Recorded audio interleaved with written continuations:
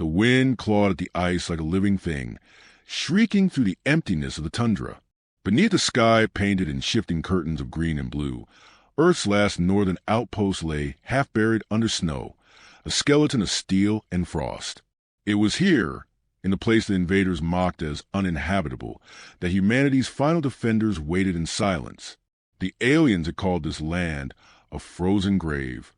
They laughed through the comm channels, their synthetic voices dripping with arrogance, certain that no life could fight in such endless cold. But they did not understand the hearts of those who had been born a hardship, who had learned to turn suffering into resolve. Captain Erin Vallon stood at the heart of the command bunker, her gloved hand resting on the trembling hollow map. The power flickered again, casting her face in alternating bands of blue and darkness.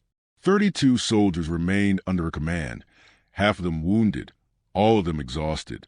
The supply line had collapsed weeks ago, leaving them with scraps of ammunition and whatever heat they could steal from failing generators. Outside, temperatures dipped below -60, and yet, she knew, the real cold wasn't in the air. It was in the silence of command channels, in the knowledge that no reinforcements were coming. Sergeant Malik knelt beside a broken heater, prying open its casing with a combat knife. Frost had gathered in his beard, turning him almost ghost-like. "You ever think command just forgot we exist, Cap?" he asked, his voice low but laced with bitter humor. Vallon didn't look up. They didn't forget Malik. They just ran out of options.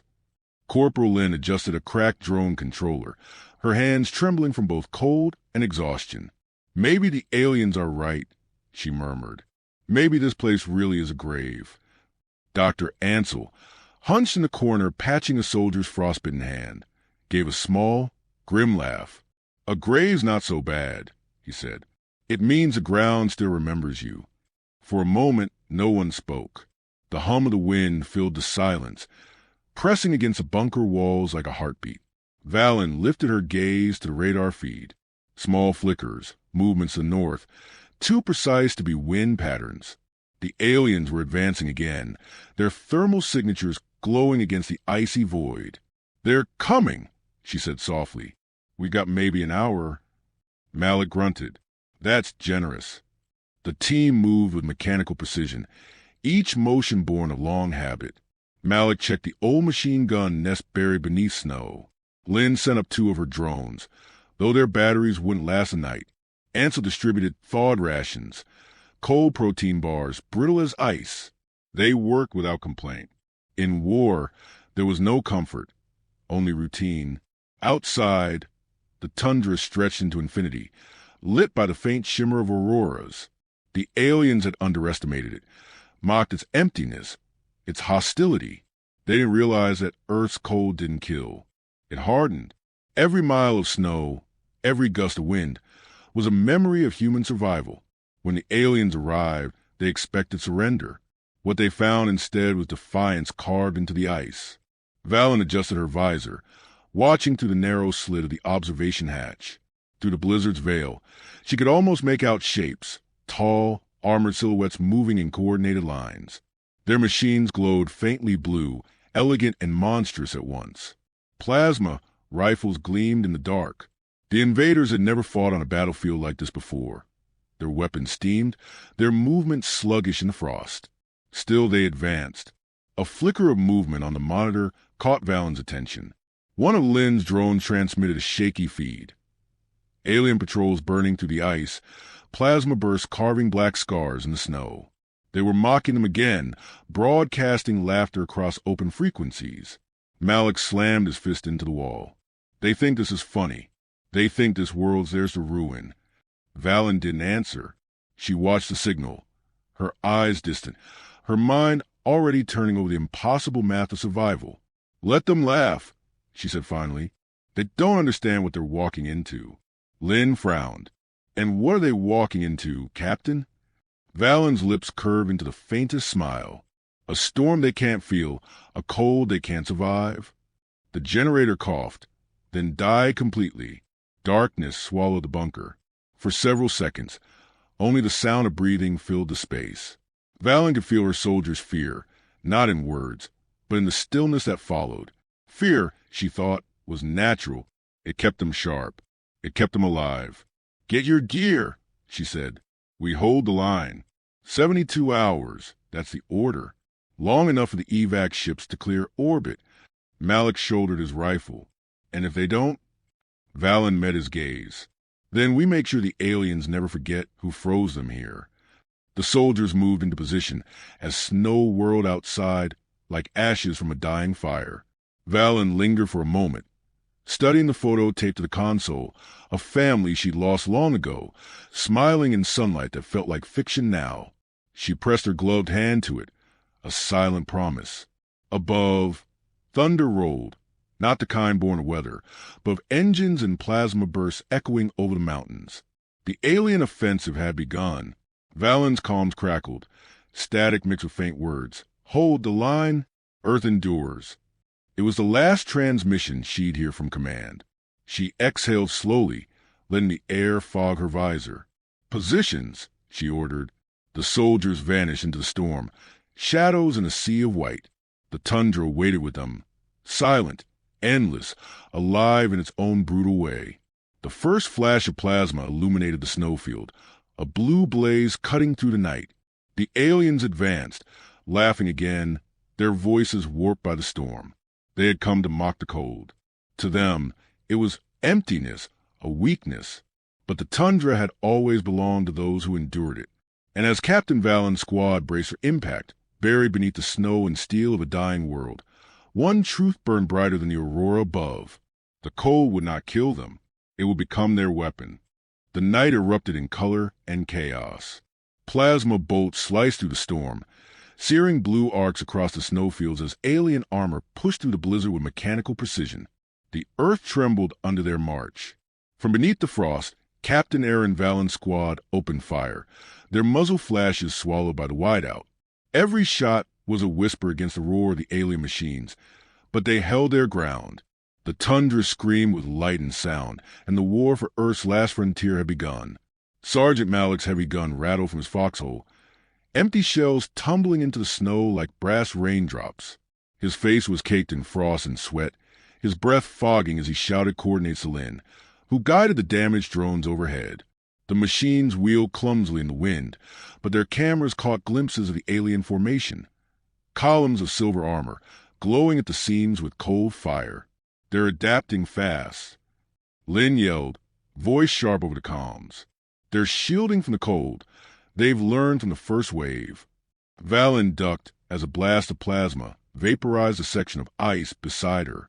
The shock wave flung shards of frozen earth into the air, stinging her cheeks like needles. She crawled behind a ridge, pressing her back to the icy wall as the storm howled above. "Keep pressure," she ordered, her voice even clipped, the calm of a leader long past fear. "If they want to fight in the cold, let's show them what winter means." Malik grinned through cracked lips. "Aye, Captain. Let's freeze their souls." A detonation cracked the sky. Lynn's drone diving straight into an alien walker, the explosion shattering its legs in a burst of fire and snow. For a heartbeat, the team cheered. Then a deeper vibration filled the air, something heavier, more deliberate. Through the white mist, a new machine appeared, larger, shielded in black metal that glowed with internal heat. It didn't stumble in the frost. It melted its own path through the tundra, the snow hissing and vanishing around it. Dr. Ansell's voice trembled over the channel. "They brought a furnace-class war mech. That's not a patrol weapon. That's for eradication." Valen's jaw tightened. The aliens were no longer testing them. They were purging them. "Fall back to the second line," she ordered. "We make them chase us. Use the terrain." The squad moved through narrow ice tunnels carved by meltwater long ago, their boots clanging softly against frozen steel. Frost crackled on their armor. Every breath a ghost in the dark. The cold pressed closer, merciless yet familiar. It was the one constant they could trust. As they retreated, Valen noticed Malik limping, his right boot stiff with ice and blood. "You good?" she asked, keeping her rifle trained behind. He gave a half smile. "Nothing a little warmth wouldn't fix." "Then we'll get you some fire," she replied. They emerged in a cavern of pale blue light. Steam rose from cracks in the ice where geothermal vents pulsed weakly, heat bleeding into the frozen world. Ansel's eyes brightened behind his cracked visor. Captain, this could work. We overload the vents, create a steam surge. The temperature difference will blind their thermal sensors. Buy us time to reposition. Valen's mind moved instantly through the risks. The pressure could collapse the cave, burying them alive. But the alternative was slower and colder. She nodded. Do it. The team set to work with practiced urgency. Malik rigged explosives from spare grenades. Lynn rerouted drone batteries to power the detonators. Ansel monitored the geothermal flow, his fingers trembling as he adjusted readings. Valen watched the tunnel's entrance, the faint glow of alien light growing brighter with each minute. They were close. Too close. The moment the vents erupted, the world vanished in steam. A thunderous roar filled the cavern, and boiling mist rolled outward, enveloping everything. The aliens stumbled, sensors flickering in the heat. Their silhouettes vanished into the haze. The team's comms went static. For a few precious seconds, there was only the hiss of vapor and the rush of their own breathing. Then Malik's voice broke through. We did it, Cap. They're blind. Valen almost smiled. Almost. Then we move. Now. They navigated the maze of tunnels, emerging at a ridge overlooking the valley. The alien army sprawled below, stretching for miles, machines, transports, gliders shimmering under the storm's light. In the center of it all descended something vast. A ship like a floating cathedral, engines burning with liquid light. Even through the storm, they felt its gravity, its authority. A voice came through every open frequency, deep and resonant, speaking in perfect human words. Earth warriors, you resist, but resistance is meaningless. You fight for a dying world. Malik spat into the snow. Guess we're dying loud, then. Valen stared at the ship, the fire reflecting in her visor. No, she said softly. We're not dying. We're teaching them fear. She keyed her comms. Kestrel squad, listen close. We're not the army. We're the memory of one. Anchorage is counting on us to buy time, and we're not done yet. They think this is over, but they haven't met what's beneath the ice. Lynn tilted her head. What's beneath the ice? Valen looked toward the venting fissures stretching across the tundra.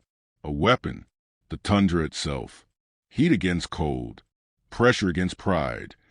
For the first time, Malik laughed, not bitterly, but with fire. Guess the planet's fighting with us now. As the alien ship hovered lower, Valen watched the snow swirl into miniature cyclones around it. Her breath came steady. Behind her, the team braced the next phase, battered but unbroken. Captain, Ansel whispered, what happens if they win? She looked up at the crimson aurora bleeding across the sky. Then the tundra buries us, but it buries them too.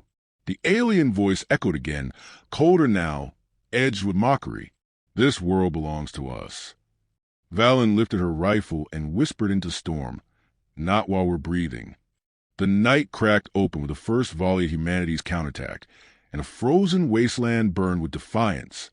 The dawn rose weakly over frozen wastes, its light thin and colorless against the endless white. Smoke coiled lazily above the wreckage, the air thick with the metallic tang of burnt ozone and blood. Far across the horizon, alien formations advanced, silent, disciplined, relentless. Captain Aaron Valen stood on a fractured ridge, the snow crunching beneath her boots, her visor cracked and rimmed with frost. The geothermal detonations had slowed the invaders, but not stopped them. The aliens were learning, adjusting, spreading like fire across the ice. This was where the last fight would happen, under a dead sun, on a land that refused to die. Sergeant Malik limped toward her, his armor torn and steaming, his face pale from exhaustion and blood loss. Ammo's nearly gone, Cap. The guns are freezing faster than we can clear them. Lynn's drones are cooked. What's left runs on prayers. Valen watched the glowing lines on her display, the aliens closing like veins of molten light. Then we make those prayers sound like thunder. Down below, Corporal Lynn crouched beside a derelict tank, a relic from a forgotten era of human war. Its frame was corroded, Its cannon fused from decades of frost, but she was wired to a fusion cell scavenged from their last working drone. Dr. Ansel helped her, his gloves trembling as he connected the final cable. The old machine groaned, a low metallic howl that vibrated through the ground. Malik stared at it, incredulous. "That heap's not going to fight, Lynn." She shot him a faint grin. "Doesn't need to fight, just needs to roar once." The sky darkened as the alien flagship descended, its engines humming with terrible grace. The ground steamed where its heat met the ice. From within the haze stepped the frost seer, towering, armored in blackened metal threaded with liquid frost. His voice boomed through the wind, his words distorted but clear. "Humans, you could have lived. You chose extinction." Valen stepped forward, rifle steady. "Extinction's quiet," she said. "We're not." The alien tilted his head, voice low and cold. "You fight for a corpse." She raised her weapon, then let the corpse bite back. The sky exploded into chaos. Plasma fire cut through the blizzard, painting the snow in streaks of blue flame. Valen's squad answered with everything they had, their gunfire a desperate, furious rhythm. The tank roared to life, belching a gout of light as its cannon fired, the shot tearing to the alien front and scattering their formations. Malik laughed between bursts of gunfire. "Guess it still has a soul." The frost seer moved like lightning. He hurled a wave of energy that liquefied the snow and flung the squad off their feet. Valen hit the ground hard, her ears ringing, her ribs screaming. Lynn shielded Ansel as debris rained down around them. Through the steam, the frost seer advanced, massive, unstoppable, wreathed in heat. "You think defiance changes your fate?" he thundered. Valen rose shakily, spitting blood. "No," she said, "but it ruins yours." She fired until her rifle gave a hollow click, the barrel melting from the heat. The alien struck her with a sweep of his arm, sending her skidding across the ice. Pain blurred her vision, but through the haze, she saw Malik dragging himself toward the detonator, his body broken, but his grin unbroken. "You said we make hope loud, right?" he rasped. "Malik, wait." He slammed his hand on the trigger. The tundra roared to life. Steam and molten ice surged upward, swallowing the alien vanguard in a blinding eruption. The blast flung Valen backward. When the light faded, Malik was gone. The ridge had become a crater of fire and ice. The frost seer staggered, his armor fractured, smoke pouring from the cracks. Valen forced herself to her feet, knife drawn. She charged through the drifting vapor, every step an act of fury. The alien swung, but she ducked beneath his reach, driving her blade into the seam of his armor where frost and flesh met. His scream rattled the air. She shoved a cryo grenade into the wound and kicked herself away. The detonation froze in mid-roar, locking him in a tomb of ice. Silence swept over the battlefield. Lynn and Ansel emerged from the smoke, battered but alive. Above them, the alien flagship faltered, its engines dimming. Without its master, it rose slowly into clouds, retreating into the endless sky. Valen fell to her knees, staring at the icy monument that had once been their destroyer. The sunrise caught in its crystalline surface, refracting light across the field. "You laughed at our cold," she whispered. "Now it's all you'll ever know." The wind returned, howling low across the dead. Ansel knelt beside her. "We won, Captain." She shook her head faintly. Malik did. Lynn's voice was small, fragile. "What do we do now?" Valen stood, her shadow long against the ice. "Now we remember. Now we keep breathing." A flicker broke through her comms, a voice wrapped in static. "Anchorage command, survivors confirmed. Evac incoming." She exhaled, the frost lifting from her breath like smoke. "You're late," she said quietly. The rescue shuttle broke through the clouds, its golden light cutting through the storm. Valen turned one last time toward the frozen battlefield, toward the still form of the frost seer trapped beneath the dawn. She touched the scar on her armor where the ice had split and whispered to the wind, "Earth remembers." And for the first time in an endless winter, hope didn't feel like resistance. It felt like survival.